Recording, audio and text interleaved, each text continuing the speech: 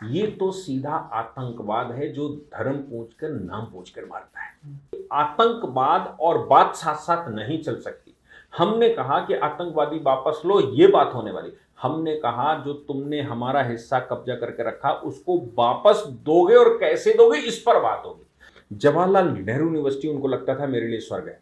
तुर्की की यूनिवर्सिटियां उनके साथ कोलैबोरेशन करके ड्रामे प्रोपेगेंडा करती थी। जामिया मिलिया यूनिवर्सिटी, उसका कोई भी कैंपस हो, और बहुत सारी देश की यूनिवर्सिटी जो जिनके विषय में यह कहा जाता था ये अलगाववाद का सेंटर है।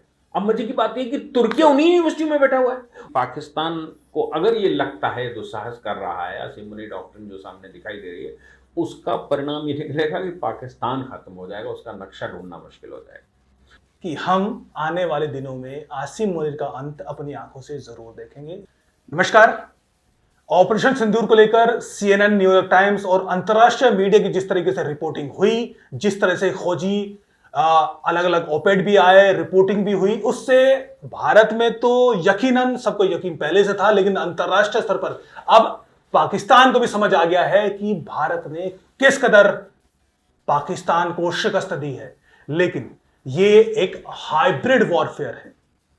फ्रंट पर सेना के स्तर पर तो भारत ने जबरदस्त धूल चटाई है, लेकिन अभी भी बहुत बड़े खतरे सामने हैं।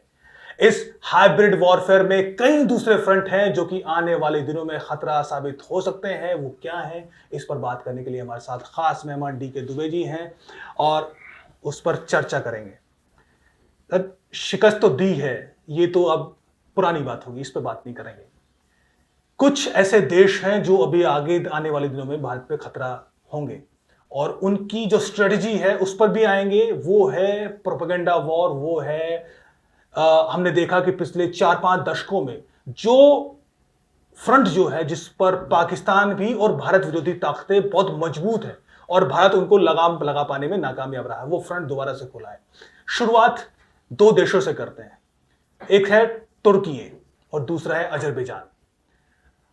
पिछले 2 दिन से रिपोर्टिंग हो रही थी कि तुर्की की जो प्रेसिडेंट है एर्दोगन, उसकी बेटी भी यहां एक कंपनी है जो कि यहां कार्गो संभाल रही थी और एविएशन से जुड़े बहुत सेंसिटिव इंफॉर्मेशन उसके पास थी। हालांकि सरकार ने उसके लाइसेंस को रद्द कर दिया। पहले तो तुर्की और अजरबैजान किस तरह से खतरा है, पहले उस पर माफ कर।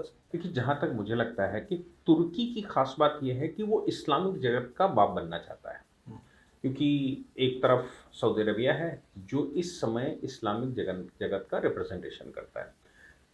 टर्की इंटेंशनली नॉन इंटेंशनली उसको ये लगता है कि वो मुस्लिम कॉज के लिए अगर संसार में काम करेगा तो ही दूसरे कंट्री उसके साथ आएंगे।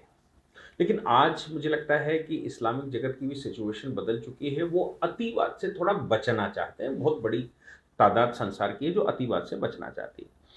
तो टर्की को ये जो पाकिस्तान का इशू मिला, ये उसको लगता है उसके लिए अपॉर्चुनिटी है, इसलिए टर्की उनके साथ खड़ा दिखाई देता है। और अजरबैजान टर्की का चूंकि अलायंस है, इसलिए बात सीधी सामने आती है। लेकिन दूसरा एक और कारण है कि अर्मेनिया और अजरबैजान आपस में आमने सामने खड़े रहते हैं।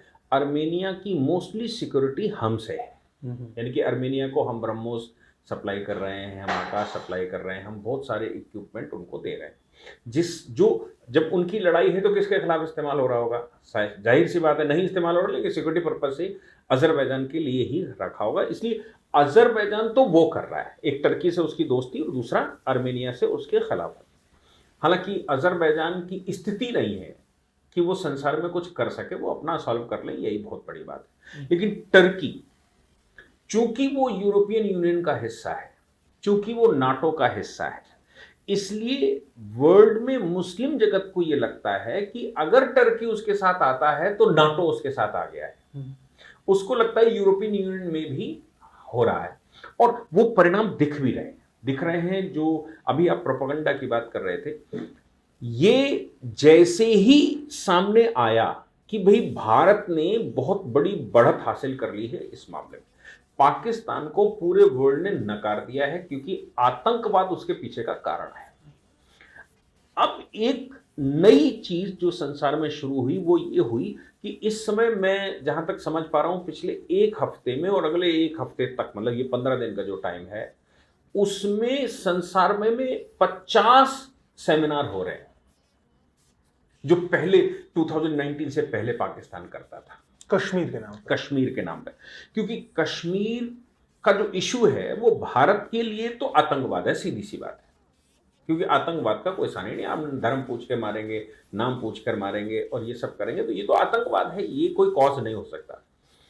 लेकिन अब ये सिद्ध करने की कोशिश हो रही है कि ये इसके पीछे का कॉज आतंकवाद नहीं है, ये हिंदुस्तान पाकिस्तान है।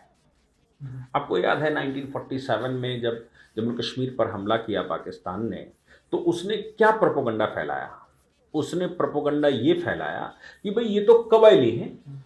उसने यूएनओ में भी कहा कि कबायली हैं। हालांकि वही उनका सबसे बड़ा नेगेटिव पॉइंट बना, क्योंकि जैसे उन्होंने कहा कि हम तो है नहीं, ये तो कबायली हैं, तो यूएनओ ने जो United Nations commission for Indian Pakistan बना, उसके सामने रिप्रेजेंटेशन इनका गया कि हम तो थे ही नहीं, तो मतलब बात साफ हो गई, भारत है। उसी को ध्यान में रख के वो 5 रेजोल्यूशन पास हुए और ये सिद्ध हुआ कि ये भारत का अभिन्न अंग है, पाकिस्तान का कोई लेना देना नहीं। पाकिस्तान अगर ये कहता कि नहीं हमारा है तो बात समझ में आती कि डिस्प्यूट है, लेकिन ऐसा कुछ हुआ नहीं। तो उसने डे 1 से जो आतंकवाद फैलाया वो कभी कबायलियों के नाम से फैलाया, कभी लोकल लाइट के नाम से फैलाया, कभी इंडिपेंडेंस वॉर के नाम से फैलाया, कभी इंसर्जेंसी, लोकल इंसर्जेंसी के नाम से फैलाया।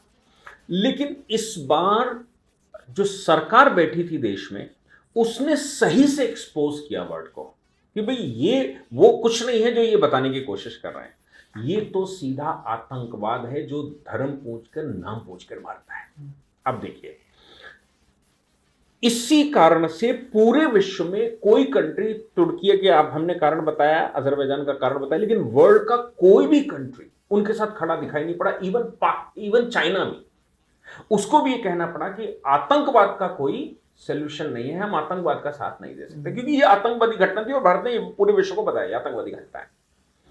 अब उन्होंने प्रोपेगेंडा वॉर शुरू कर दिया है और अब कश्मीर कॉज के नाम से फिर से 2019 के बाद ये पहली बार दिखाई पड़ा है। और उसका कारण हो सकता है जम्मू कश्मीर में सरकार बन गई है, उसका कारण हो सकता है जम्मू कश्मीर में चुनाव हो गया है।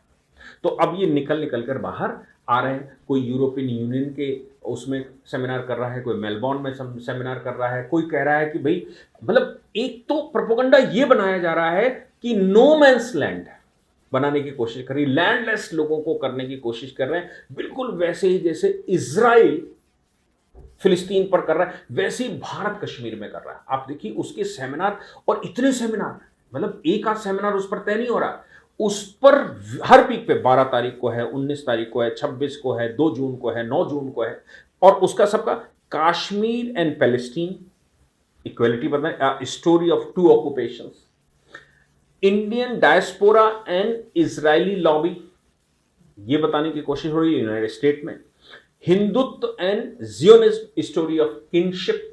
अब देखिए ये सेमिनार पूरे वर्ल्ड में ये बताने की कोशिश हो रही है कि ये जो वो कर रहे हैं, जो आतंकवाद कर रहे हैं, वो एक्चुअली आतंकवाद नहीं है, वो फ्रीडम फाइट है, वो गाजा की तरह है, वो गाजा की तरह है। और साहब आप करोगे तो ऐसे ही तो फिर करेगा, मजबूरी है। गाजा पहले से ही अंतरराष्ट्रीय टॉपिक है, उसको अलाइन कर दो, अलाइन कर दो। और तो ये कहने की कोशिश कर रहे हैं कि भारत और इजराइल का अलायंस चल रहा है इसमें, उसी स्टाइल में, जिस स्टाइल में इजराइल कर रहा है उसी स्टाइल में भारत कर रहा है, ये सिद्ध करने की कोशिश हो रही है, इक्वेट करने की कोशिश है। अच्छा, इसमें एक जो इंटरेस्टिंग चीज मैंने देखा कि वैसे तो जो फैनेटिक वॉइसेस हैं पाकिस्तान में, वो तो समझ में आता है कि रैली भी निकाल रहे हैं और विजय का मतलब जंग में जीत होगी, लेकिन जो सेन वॉइसेज हैं, जो गंभीरता से सोचते हैं, वो कह रहे हैं कि ठीक है, हमें इस फ्रंट पे तो जबरदस्त नुकसान हुआ है, लेकिन एक आउटकम हमारे फेवर में निकल गया। वो है कि ट्रंप ने जो कश्मीर का जिक्र कर दिया अपने 2 बयान में, अब कश्मीर के नाम पर हम दोबारा से ट्रंप के ही हाथ जोड़ के कह लेंगे, भाई साहब आप आ तो गए, मध्यस्थ बन गए हो, लेकिन इस कश्मीर पे बातचीत भी करा दो, ताकि फिर से जो भारत ने 2019 के बाद तय कर दिया था कि अब कश्मीर पे बातचीत नहीं होगी, बातचीत सिर्फ आतंकवाद पे होगी, बातचीत जो कि पीएम ने दोबारा दोहराया है कि पीओजेके पे होगी। तो ये ट्रंप ने भी जो एक हवा दे दी है, ये भी तो एक बड़ा खतरा है, क्योंकि अमेरिका के प्रेसिडेंट अगर एक शब्द को इस तरीके से ले आए, तो इस खतरे को, जो ट्रंप का जो कैरेक्टर है, उसका जो ये एक तरह नार्सिसिस्ट कैरेक्टर है, उसको कैसे हम लोग पार पा पाएंगे। लेकिन अच्छी बात यह है कि ट्रंप ने उसका खंडन भी खुद ही कर दिया, और ट्रम्प ने कहा कि हमने कोई मध्यस्थता भारत पाकिस्तान के बीच में नहीं की, हमने तो मदद की कि भाई मदद की कि आप लोग शांति से काम करें, जो पूरे वर्ल्ड का दायित्व बनता है। इसलिए ट्रम्प का बैकफुट पर आना ये भारत की कूटनीति दर्शाता है, ये बताता है कि भारत फ्रंट पर खेल रहा है। ट्रम्प ने स्टेटमेंट दिया, भारत ट्रम्प को कुछ नहीं बोला, लेकिन उसने ये सिद्ध कर दिया। हमने कहा बात होगी तो केवल जम्मू कश्मीर, पाक ऑक्युपाइड जम्मू कश्मीर लद्दाख पर होगी। हमने कहा द्विपक्षीय बात होगी, तीसरा इंटरवेंशन नहीं होगा। हमने कहा कि आतंकवाद और बात साथ साथ नहीं चल सकती। हमने कहा कि आतंकवादी वापस लो, ये बात होने वाली। हमने कहा जो तुमने हमारा हिस्सा कब्जा करके रखा उसको वापस दोगे और कैसे दोगे, इस पर बात होगी। और परिणाम उसका निकला कि ट्रम्प को भी मैसेज गया भारत से स्ट्रांग कि भाई देखो हम इंटरवेंशन चाहते नहीं है, हम निर्णय करेंगे और ये हमारा निर्णायक है। इसलिए मुझे लगता है कि ट्रम्प ने बोला तो था और लोगों ने उस पर अपनी स्टोरियां भी बना ली थी, सेमिनार भी करने शुरू कर दिए थे जिनकी हम चर्चा कर रहे हैं। लेकिन मुझे लगता है कि ट्रम्प के दोबारा बैकफुट पर आने के बाद या दोबारा क्लैरिटी देने के बाद अब ये विषय बचता नहीं है। हाँ, ये जरूर है कि कोशिश पूरी वो करेंगे कि central point independence of Kashmir बन जाए। जो सेमिनार भी हो रहे हैं इंडिपेंडेंस ऑफ कश्मीर का, ये सब वो था कॉज, ये तो था ही नहीं आतंकवादी घटना, ये तो इंडिपेंडेंस ऑफ कश्मीर है। और ये कोई आज से नहीं चल रहा, ये 1947 से लगातार वो चला रहे थे। बस उस समय की समस्या ये थी कि सरकारें दूसरी थी, इसको काउंटर नहीं करती थी। एक जो मेरी समझ में आया कि कश्मीर के नाम पे जो अंतर्राष्ट्रीय लेवल का जो धंधा चल रहा था, उनके सो-कॉल्ड सेमिनार, ये भी देख धंधे हैं। आईएसआई के पैसे पर लंदन में बैठे हैं लोग, यूनिवर्सिटीज में बैठे हैं, सेमिनार कर रहे हैं। मतलब इससे सेटल लाइफ कोई हो नहीं सकती। 2019 के बाद ये दुकानें बंद हुई हैं, तो यकीनन इन धंधों में जो इकोनॉमिक एस्पेक्ट है वो भी निश्चित तौर पर एक पैरेलल इकोनॉमी जो खड़ी, भाई रोजगार मिल रहा है। पहले तो रोजगार बंद हो गया था, अभी तो रोजगार मिल रहा है। और मजे की बात क्या है, भारत सरकार का एक्शन, जवाहरलाल नेहरू यूनिवर्सिटी उनको लगता था मेरे लिए स्वर्ग है, तुर्की की यूनिवर्सिटियां उनके साथ कोलैबोरेशन करके ड्रामे प्रोपेगेंडा करती थी। जामिया मिलिया यूनिवर्सिटी, उसका कोई भी कैंपस हो, और बहुत सारी देश की यूनिवर्सिटी जो जिनके विषय में ये कहा जाता था ये अलगाववाद का सेंटर है। अब मजे की बात है कि तुर्की उन्हीं यूनिवर्सिटी में बैठा हुआ है, उनका ही कोलैबोरेशन तुर्की के साथ है।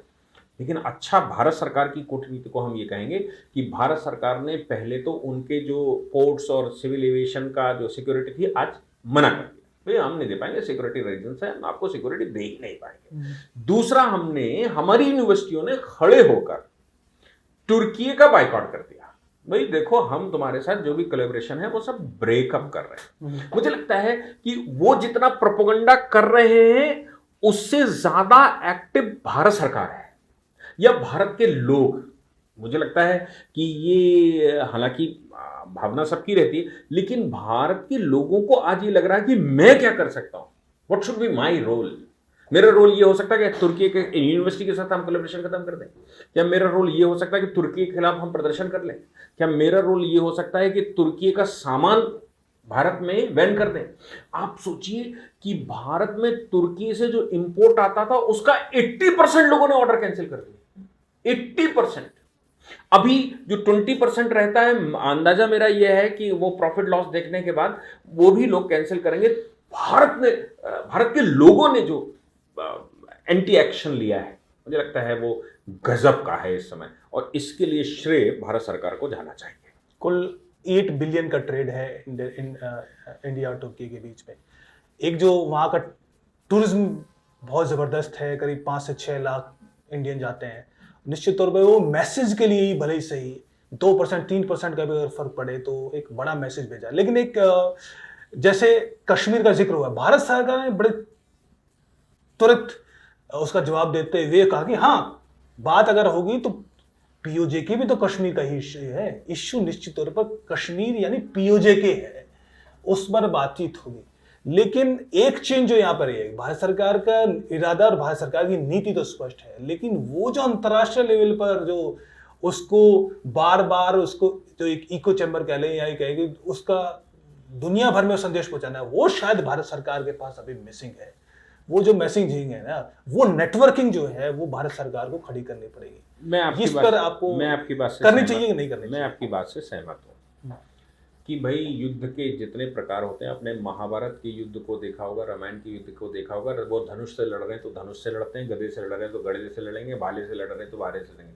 सामने वाला जो हथियार लाएगा वो हथियार हम इस्तेमाल करके उसका वध करेंगे। ये एक तरीका होता है। और मुझे लगता है जो प्रोपेगेंडा बार उनका है, उस प्रोपेगेंडा बार को उसका ही फैक्ट चेक, जैसे पीआईबी ने अपनी साइट शुरू की है और उन्होंने कहा है, अभी रेडियो पे लगातार वो आ रहा है कि अगर आपको कोई भी ऐसा प्रोपेगेंडा सामने आता है तो आप पीआईबी को भेजो, पीआईबी फैक्ट चेक, मतलब अब एक अलग से डिपार्टमेंट बन गया है, फैक्ट चेक करेंगे।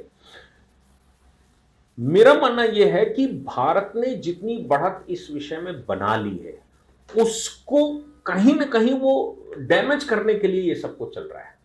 ये वो इस पर, जहां तक मैं मान रहा हूं, वो इस पर इनिशिएट तो कर रहे हैं, लेकिन वो अब जो डैमेज कंट्रोल है कि अब उनकी छवि बिल्कुल एकदम लद्दड़ हो गई है। वो जहां खड़े होते हैं उनको कोई पूछ नहीं रहा, समझ नहीं रहा, सारे संसार कह रहा है भाई आतंकवादी, तुम तो आतंकवादी लोग हो। अभी तो पाकिस्तान के लोगों के कुछ वीडियो आ गए जिनको यूरोप और अमेरिका में लोग कहने लगे तुम तो आतंकवादी हो ना, तुम पाकिस्तानी हो मतलब आतंकवादी देश से हो ना, ऐसा पूछने लगे सीधा। तो पाकिस्तान की छवि छोड़ दी, वहां के नागरिकों की भी छवि आतंकवादी की बन गई कि तुम आतंकवादी हो। अब वो आतंकवादी से कैसे अपने आप को बताएं कि नहीं हम तो ये कश्मीर का एक कॉज है, इसलिए ये सेमिनार और ये सब कुछ डैमेज कंट्रोल चल रहा है। और मुझे लगता है कि भारत सरकार अभी जैसे ही ये थोड़ा सा चलेगा तो इसकी जो आउटपुट निकल कर आएंगे इन सेमिनारों के, इन बैठकों के, उसके खिलाफ फिर से उसका क्लैरिफिकेशन है। जैसे यूएनओ में पाकिस्तान हमेशा शुरू करता है लेकिन खत्म तो हम ही करते हैं। अभी यूएनएससी में भी वही गया, हम तो उसके सदस्य भी नहीं यूएनएससी के इस समय, लेकिन हमारे पक्ष में यूएनएससी के 14 के 14 सदस्य बोले। इवन चाइना भी हमारे पक्ष में बोला और भगा दिया पाकिस्तान को उस बैठक से ही, बिना रेजोल्यूशन पास किए, इवन रेजोल्यूशन कंसीडर भी नहीं किया, और सीधा पूछा कि तुम बताओ लश्कर तैयबा और उनका क्या तुम्हारा संबंध है, तुम यहां पर ये लेकर आए हो लश्कर तैयबा या जो दूसरे तुम्हारे यहां चलते हैं उनका क्या है। तो पाकिस्तान के पास कोई जवाब नहीं था। अब पाकिस्तान का जो प्रोपेगेंडा चल रहा था 47 से, वो पूर्ण रूप से एक्सपोज हो गया है। इसमें प्रिसाइज और थोड़ा आखिरी सवाल शॉर्ट में आंसर चाहूंगा कि जो ये पाकिस्तान को पिन पॉइंटली देखे तो आसिम मुनीर डॉक्ट्रिन का भविष्य क्या है और आसिम मुनीर का भविष्य क्या है, जबकि उसके सामने इमरान खान एक बड़ा चैलेंज अभी बाकी है।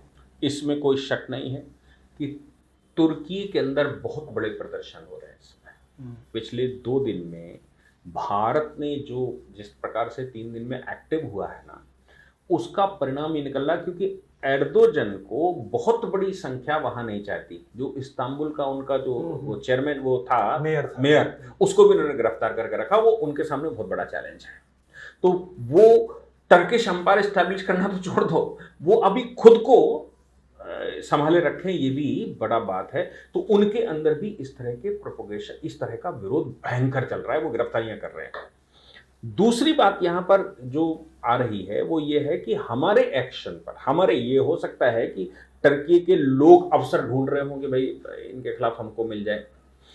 आसिम मुनीर डॉक्ट्रिन की जहां तक आप बात करते हैं, तो अगर इतिहास उठाकर देखोगे, रावण का अतिचारी होना, दुर्योधन का अतिचारी होना, घनानंद का अतिचारी होना, मुगलों का अतिचारी होना, ईसाइयों का, अंग्रेजों का अतिचारी होना, भारत ने बर्दाश्त नहीं किया और इनको सबको अपनी गति में जाना पड़ा। पाकिस्तान बिल्कुल वो व्यवहार कर रहा है जो रावण तो मैं कहता हूं विद्वान था, उसके अपने एथिक्स थे, उसका अपना एक सिद्धांत था। पाकिस्तान तो सिद्धांत लेस काम करता है ना।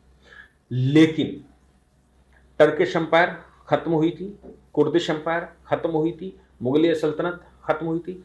ये परमात्मा का काम है कि इस प्रकार से शक्ति पाने के बाद अगर अतिचार होता है या वो अतिवादी होता है या अलगाववादी चरमपंथी हो जाता है, क्योंकि पावर मेक्स करप्ट और more power makes more corrupt, और पावर कभी कभी ऐसी भी हो जाती है जो संसार को प्रलय में ले जाना चाहती है, रावण जैसी। तो मुझे लगता है कि पाकिस्तान को अगर ये लगता है, दुस्साहस कर रहा है, आसिम मुनी डॉक्ट्रिन जो सामने दिखाई दे रही है, उसका परिणाम ये निकलेगा कि पाकिस्तान खत्म हो जाएगा, उसका नक्शा ढूंढना मुश्किल हो जाएगा। और ऐसा नहीं है कि पाकिस्तान कोई पहली बार, अभी तो उसको 75 साल पहले ही बना है। आप मुझे बताइए कि ईसाई जब सिस्टम में आए, उससे पहले भी तो रिलीजन थे संसार में। कहाँ है वो कंट्री, कहाँ है वो बेबीलोन, कहाँ है वो मेसोपोटामिया, कहाँ है? सब खत्म हुए। यहूदी थोड़ा स्ट्रगल कर, यहूदी लंबे समय तक, एक समय पर यहूदियों ने भी अपना ठीक से खेला, बाद में वो भी हाशिए पर आ गए। फिर प्रॉफिट मोहम्मद के बाद जो उनके उत्तराधिकारी है, उन्होंने भी वही खेल खेलना शुरू कर दिया। उन्होंने भी संसार भर को फतेह करना, क्योंकि उनको लगता है कि रिलीजन उनकी शक्ति है, लोग उनके साथ जुड़ रहे हैं, अल्लाह के नाम से जुड़ रहे हैं, प्रॉफिट के नाम से जुड़ रहे हैं।